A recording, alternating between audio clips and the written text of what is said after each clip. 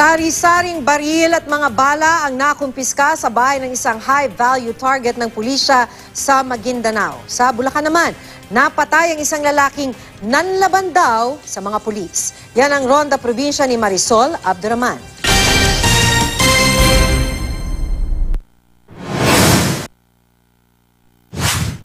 Sa bahagi yan ng Plaridel, Bulacan, napatay ang isang lalaki matapos umanong makipagbarilan sa mga pulis. Base sa investigasyon, isang bodyguard daw ng VIP at member ng gun club ang napatay na suspect na hindi na pinangalanan ng pulisya.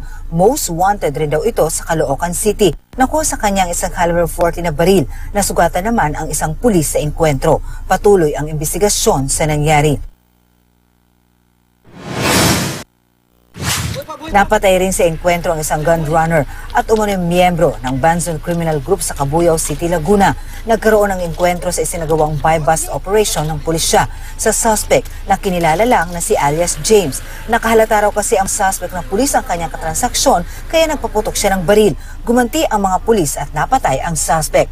Nakuha sa crime scene ang tricycle na ginamit ng suspect, 2 baril at mga bala. Si alias James ay kanang kamay umano ng numero 1 drug personality sa bayan ng Los Baños at number 7 high-value target ng lalawigan. Sa operasyon naman ng PNP at militar sa Dato Montawal, Maguindanao, nakuha sa bayan ng high-value target na si Andy Montawal ang 3 rocket-propelled grenade, 1 baril at mga bala, drone at ilang pakete ng hinihinalang shabu.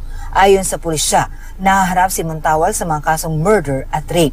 Hindi naabutan ng mga pulis ang suspect sa lugar na maaaring nakatunog daw sa operasyon. Patuloy ang pagtugis sa suspect at 2 niyang kasama.